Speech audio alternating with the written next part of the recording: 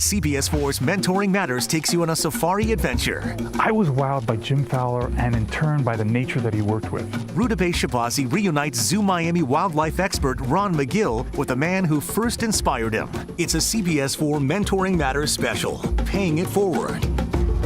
I'm Rudabeh Shabazi. Welcome to this special edition of Mentoring Matters, Paying It Forward. We're at the zoo with this man, Ron Magill.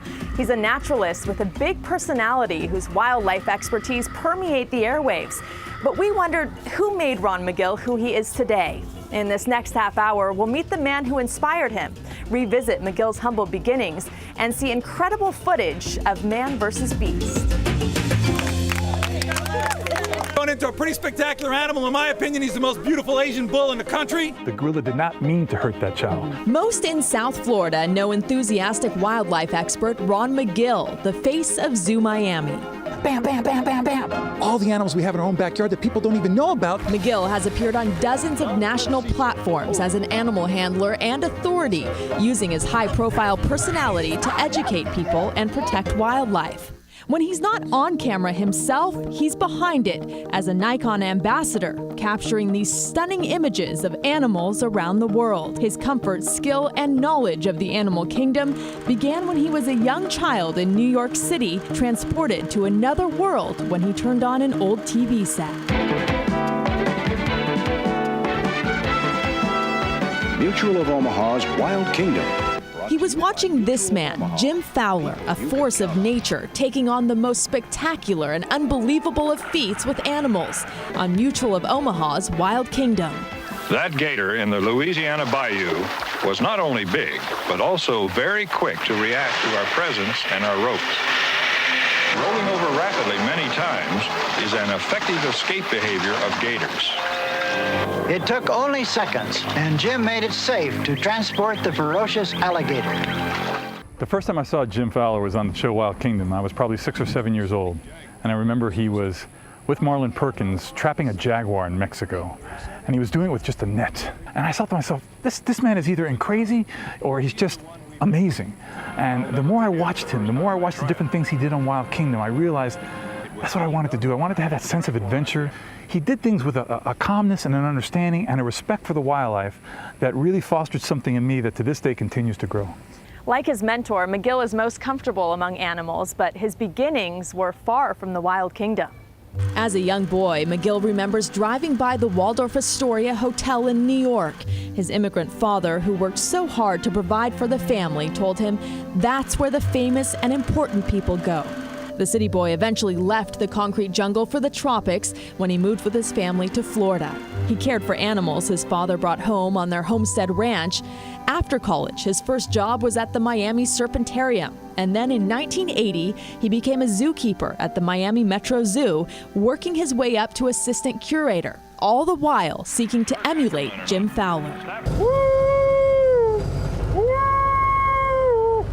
Now 84 years old, Fowler and his wife Betsy, a wildlife artist, pass their days with their grandchildren on this serene 1,000-acre plantation-turned-wildlife refuge in rural Georgia where he grew up, which he credits for inspiring his love of the natural world.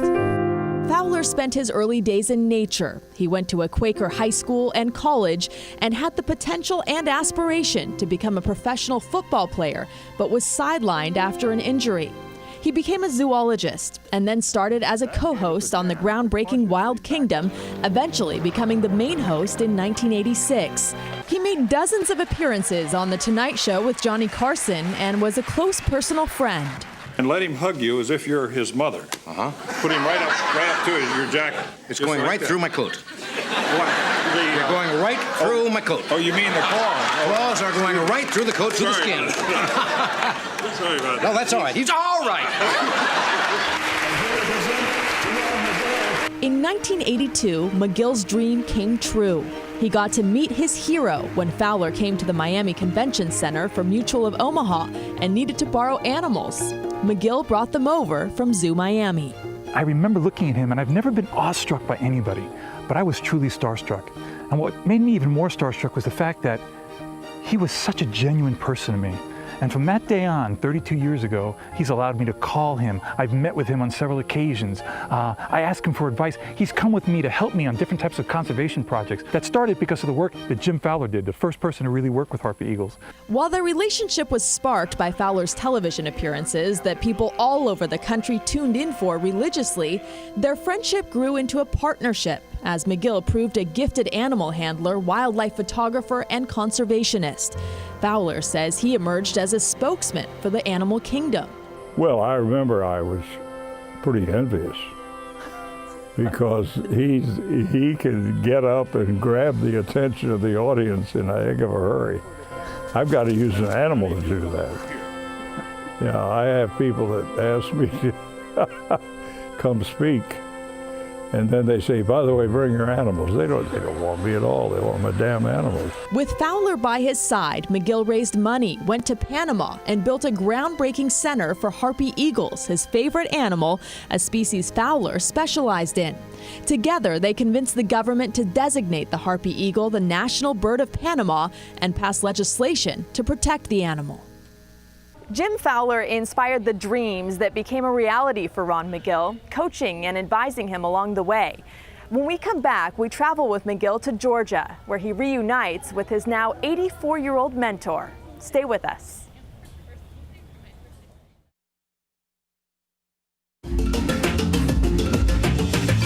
Welcome back to this special edition of Mentoring Matters, Paying It Forward.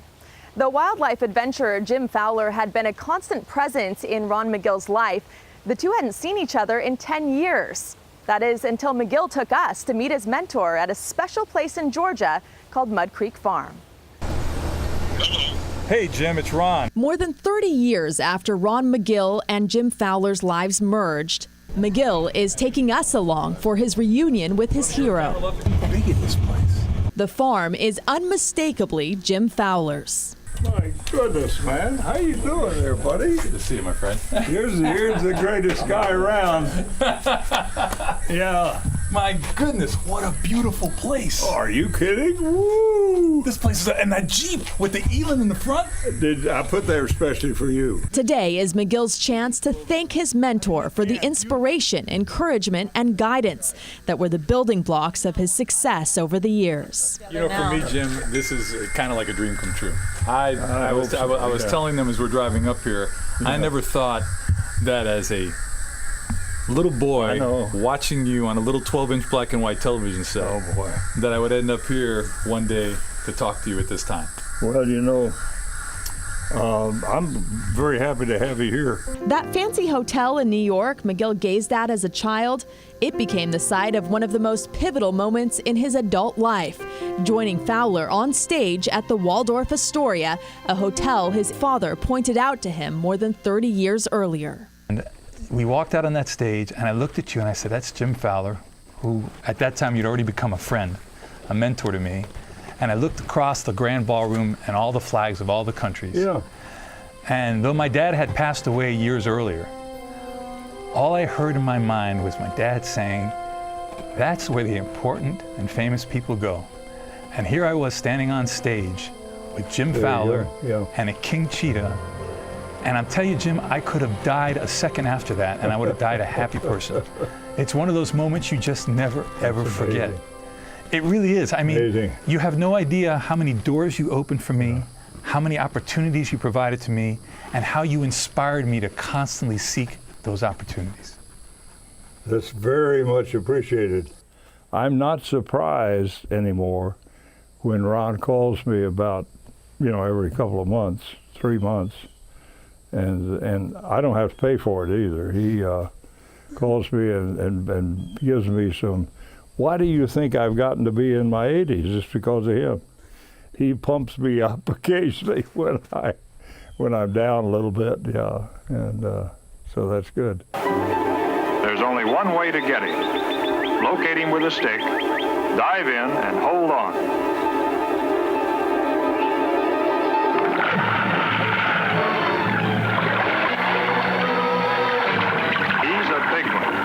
At least 100 pounds, and almost more than I bargained for. inside the house Fowler built himself, the two remember his days on Wild Kingdom, animal encounters that defined Fowler's life and shaped Magill's dreams. Suddenly, a bull elephant became aware of our presence.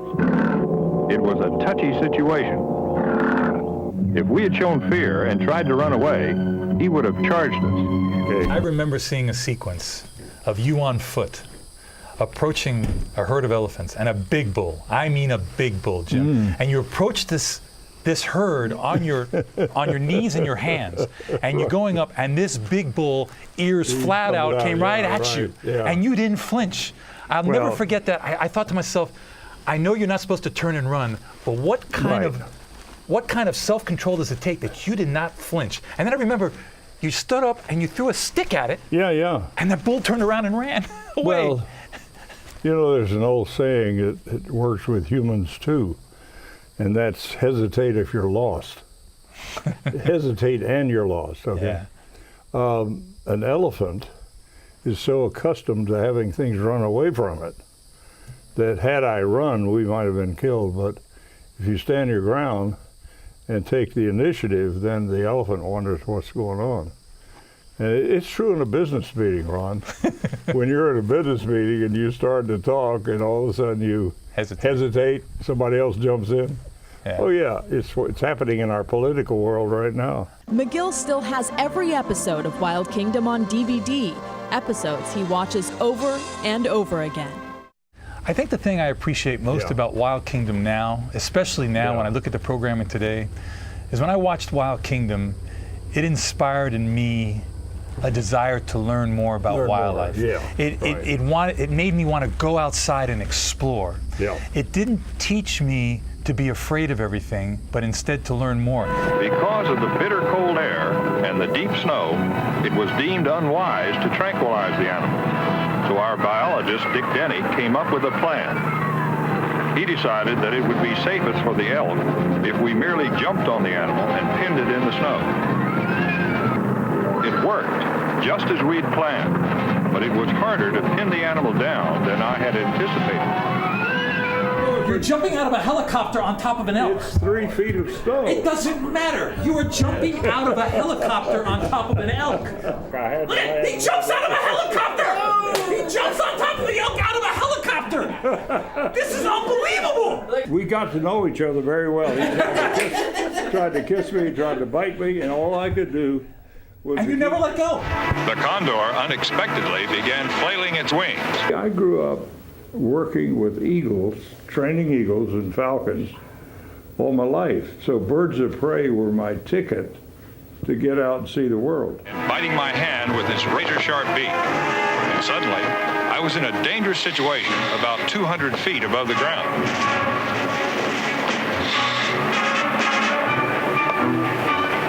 Only when I got to the ground did I have time to realize what a struggle that condor had given me. Mud Creek Farm has been in Jim's family for nearly a century, and this is where he loves to spend his time with the creatures he loves the most. So you don't see much of this in Miami. Under century-old oak trees, emu, zebra, and a variety of other creatures make their homes here. And Ron has brought along a special memento he wants his mentor to sign. I found something that I had treasured for many years. Oh my goodness. And it was the first time I had the pleasure of meeting you. Oh, good. And I actually have these photographs of us when we first met. Oh my goodness. 34 years ago. Oh. And there we are. Ron, what a picture. Sign that one there too. Oh, that's with the red-tailed hawk. Look at this. Yeah. I remember that jacket. Now they're truly treasured keepsakes. Thank you.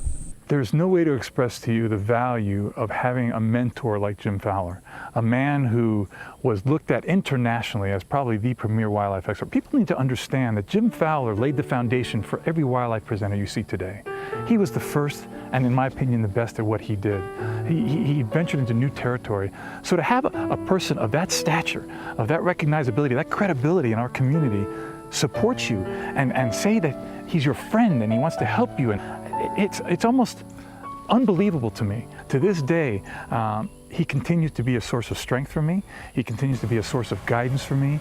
He continues to make me realize how important it is to communicate to the world how important nature is to all of us. Not just to look at, but how it reflects the quality of life for all of us. That basic message that Jim Fowler started so many years ago is something I hope I can pass on, because I am, in fact, part of his legacy. Today in America, we need communicators. We need people that can tell the public what's in it for us by saving open space, wildlife, and wilderness.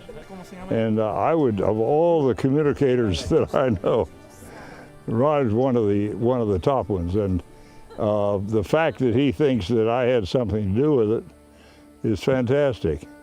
Fowler's dedication to protecting the natural world is still unwavering. He spends his time now designing ecological parks to get people in touch with nature and hopes to arrange tours on Mud Creek Farm. When we come back, the mentoring doesn't end here. Watch how Zoo Miami's own is inspiring a new generation and paying it forward.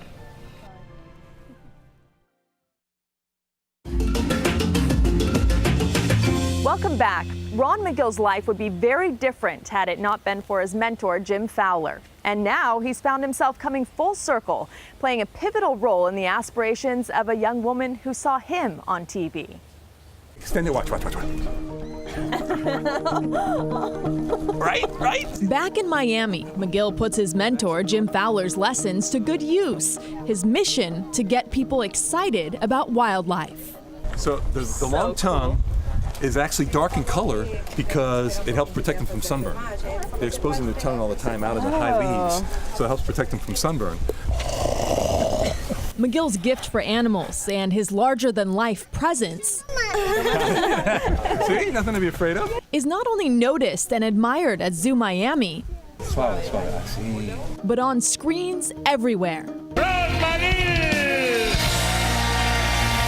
Decades after a young Ron Magill sat in awe of Jim Fowler on a TV set in New York City, a 5-year-old in Miami stared at her TV, mesmerized by Magill and his interactions with animals.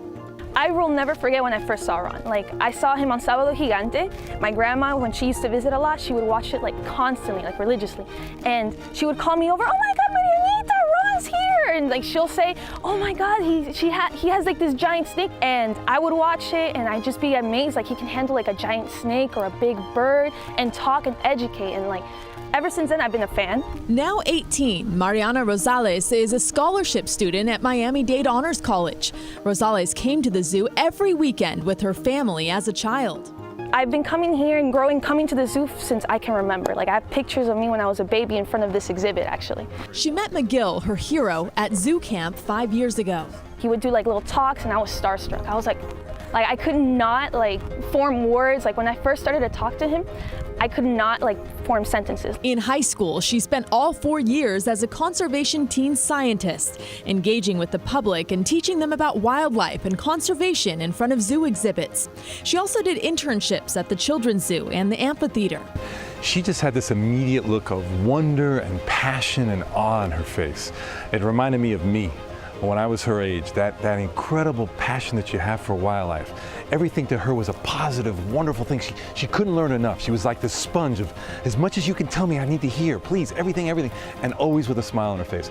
I almost found it hard to believe that someone could be that positive all the time. Rosales asked Magill for advice and is doing everything she can to follow in her role model's footsteps. Her ultimate goal? The main thing I really want to do is like the main thing that he does, which is inspire people to like get out there, learn more about conservation, and like just by showing people that one person can really make a difference, whether it's actually doing something big or doing something from your own